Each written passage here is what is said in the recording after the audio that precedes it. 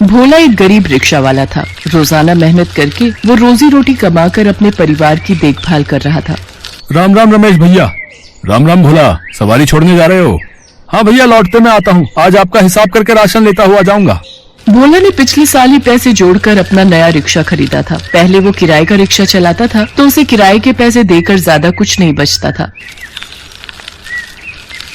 ये लो मालती, दाल चावल आटा तीनों चीजें ले आया हूँ।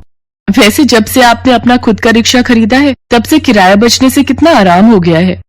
हाँ मालती, मुझे पता है पाई पाई जोड़कर कैसे मैंने ये रिक्शा लिया है। चल तू खाना लगा, मैं रिक्शा को चेन से बांध कर आता हूँ। भोला रिक्शा को अपने घर के बाहर बांध आता है। भोला रोजाना ही रिक्शा घर के बाहर बांधता था। धनतेरस का दिन था। भोला सुबह सुबह उठा, तभी उसके दोनों बच्चे दिवाली के पटाखों की जिद करने लगे। बाबा, इस दिवाली हम पटाखे फुलझड़ी चलाएंगे ना? हाँ बच्चों, कल छोटी दिवाली है ना। कल मैं तुम दोनों के लिए नए कपड़े, मिठाई और पटाखे खरीद कर लाऊंगा। सुनो, तुम बच्चों की बातों में आकर कहीं ऐसा ना हो ज्यादा सवारी ले लो, फिर तुम्हारे कंधे दर्द होते हैं। अपनी सेहत का भी ख्याल रखना है। तुम बेकार में ही चिंता करती हो। अब दिवाली का त्योहार है तो बच्चों के लिए थोड़ी मेहनत ज्यादा कर लूंगा। अच्छा चल, मैं काम पर जाता हूँ। बाबा, हमारा रिक्शा कहाँ गया? बाबा, रिक्शा बाहर नहीं है। क्या रिक्शा नहीं है? कल रात को तो बाहर ही तो बांधा था। मालती, रिक्शा गायब है। हमारा रिक्शा चोरी हो गया मालती। हे भगवान, ये कैसे हो गया? हमारा रिक्शा किसने चोरी कर लिया? भोला ने हर जगह पता किया पर उसका रिक्शा कहीं नहीं मिला। दिवाली का त्योहार, ऊपर ये नुकसान होने से भोला बहुत दुखी हो गया। भोला किराए का रिक्शा लेने गया पर किराया देने वाले मालिक ने किराया बढ़ा दिया। देख भोला, अब किराए के रेट बढ़ गए हैं। पिछले 1 साल से तुमने कोई रिक्शा किराए पर नहीं लिया, इसलिए तुम्हें नहीं पता। 300 रुपए रोज के किराया लगेगा। अगर मंजूर है तो बता और अभी उठा के ले जा रिक्शा। ठीक है मालिक, दे दो। मैं शाम को आपको 300 रुपए दे दूंगा। छोटी दिवाली वाले दिन भोला रिक्शा लेकर बाजार में खड़ा था पर कोई भी सवारी उसे नहीं मिली। किराए का रिक्शा, वो भी पुराना, इसलिए कोई भी सवारी भोला के रिक्शे में नहीं बैठ रही थी। अरे भोला, तेरा रिक्शा इतना पुराना और खराब है, कोई सवारी नहीं मिलेगी। बेकार में ही तूने ये किराए का रिक्शा ले लिया। फालतू का किराया भरना पड़ेगा तुझे शाम को। छोड़ दे रिक्शा चलाना। इस बार तेरी दिवाली नहीं, दिवाला निकल गया है। भैया, लक्ष्मी गणेश ले लो, दिवाली है। सुबह से हमारी कोई कमाई नहीं हुई। जाओ जाओ, माफ करो, मुझे नहीं लेनी है लक्ष्मी गणेश की मूर्ति। फालतू के खर्चे करो, कमाई 1 रुपया नहीं है। बूढ़ा व्यक्ति भोला के पास जाता है। भैया, तुम ले लो, 20 रुपए की ही है। लगता है हमारे लक्ष्मी गणेश कोई नहीं खरीदेगा। नहीं नहीं, ऐसा नहीं कहो अम्मा।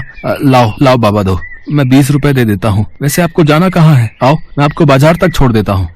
बेटा, हम दोनों इस शहर में नए आए हैं, हमें यहाँ के रास्ते नहीं पता और न रहने का कोई ठिकाना है। और खरीद, अब भुगत। ये दोनों तेरे मेहमान बनकर अब तेरे साथ जाएंगे क्या?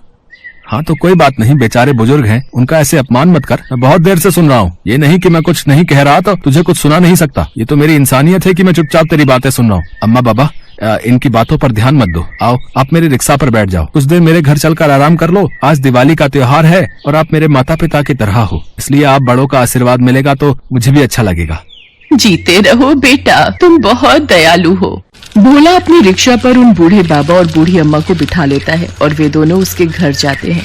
घर पहुंचकर भोला मालती को सारी बात बताता है। मालती उन दोनों के लिए रोटी और दाल लाती है और उन दोनों को बहुत प्रेम से खिलाती है। खाना खाकर वे दोनों बहुत प्रसन्न होते हैं।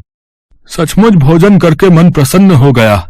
गणेश, अब समय आ गया है कि हम अपने असली रूप में आ जाएं। हम आज भोला और मालती के मेहमान हैं और भोला और मालती ने हमारी बहुत खातिरदारी की है। आप ठीक कह रही हैं लक्ष्मी माता। सचमुच भोला और मालती ने हमें बहुत ही प्रेम पूर्वक भोजन कराया। ये दोनों पति पत्नी बहुत दयालु हैं। ये दोनों तो जानते भी नहीं थे कि हम कौन हैं, फिर भी इन्होंने निस्वार्थ भावना से दिवाली के दिन हमारी इतनी सेवा की। इसलिए हमें इनकी सेवा का फल इन्हें अवश्य देना चाहिए माता लक्ष्मी। भोला और मालती उन बूढ़े बाबा और बूढ़ी अम्मा की बातों को सुनते रहे और देखते ही देखते बूढ़ी अम्मा देवी लक्ष्मी के रूप में और बूढ़े बाबा भगवान गणेश के रूप में आ गए। गणेश लक्ष्मी को अपने घर मेहमानों के रूप में आया देख भोला और मालती की खुशी का ठिकाना नहीं रहता। लक्ष्मी गणेश मुझ गरीब के घर आए, मैं आपको पहचान नहीं सका प्रभु। हे देवी मैया, मुझे क्षमा करना। आप दोनों के दर्शन पाकर हमारा जीवन सफल हो गया। आपने मुझे और मेरे परिवार को दर्शन देकर धन्य कर दिया। भोला, हम तो धरती पर दिवाली के दिन भक्तों को आशीर्वाद देने के लिए भ्रमण कर रहे थे और हम सबकी परीक्षा ले रहे थे। जो भक्त इस परीक्षा में उत्तीर्ण हुआ उसे उसका फल दे दिया, जिनमें से एक तुम भी हो। जो भक्त बिना किसी लालच और बेईमानी के सच्ची ईमानदारी के साथ हमारा पूजन करता है, हम उसे आशीर्वाद देने अवश्य आते हैं।